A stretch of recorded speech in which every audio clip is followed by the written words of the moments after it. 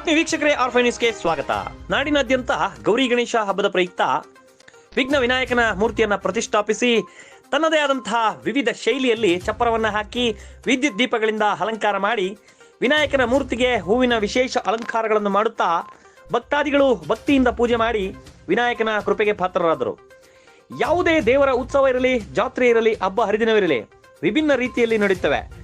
ಗಣೇಶ ಹಬ್ಬ ಇನ್ನು ಸಾಕಷ್ಟು ತಿಂಗಳು ಇರುವಾಗಲೇ ಯುವಕರು, ಹಿರಿಯರು, ಮುಖಂಡರು ಸೇರಿ ನಮ್ಮ ಬೀದಿಯ ಗಣೇಶ ಅಥವಾ ನಮ್ಮ ಊರಿನ ಗಣೇಶ ಹಬ್ಬ ವಿಶೇಷವಾಗಿ, ವಿಶಿಷ್ಟವಾಗಿ ವಿಭಿನ್ನ ರೀತಿಯ ಅಲಂಕಾರಗಳನ್ನು ಮಾಡಬೇಕೆಂದು ಗುನುಗುತ್ತಾ ಇರುತ್ತಾರೆ. ಗಣೇಶನ ಹಬ್ಬ ಬಂತೆಂದರೆ ಏನೋ ಒಂದು ಸಡಗರ, ಸಂಭ್ರಮ. ಗೌರಿ ಹಬ್ಬದ ಪ್ರಯುಕ್ತ ಹೆಣ್ಣು ಮಕ್ಕಳು ತವರಿಗೆ ಬರುತ್ತಾರೆ. ಗಂಡು ಮಕ್ಕಳು ಗ್ರಾಮದ ಬೀದಿಗಳಲ್ಲಿ ಅಥವಾ ಊರಿನವರೆಲ್ಲರೂ ಸೇರಿ ಗಣೇಶನ ವಿಗ್ರಹವನ್ನು ಕೂರಿಸಿ ಸಂಭ್ರಮಿಸುವುದೇ ನೋಡಲು ಚಂದ. ಅದೇನೇ ಇರಲಿ, ಗಣೇಶ ಹಬ್ಬಕ್ಕೆ ನಮ್ಮ ಯುವಕರು ಕೊಡುವಂತಹ ಆದ್ಯತೆ ಎಲ್ಲಕ್ಕಿಂತ ಮಿಗಿಲು ಎಂದು ತೋರಿಸುತ್ತದೆ. ವರದಿ ನವೀನ್ ಕುಮಾರ್ ಕೆ, ಆರ್ಫೈ ನ್ಯೂಸ್, ದೊಡ್ಡಬಳ್ಳಾಪುರ.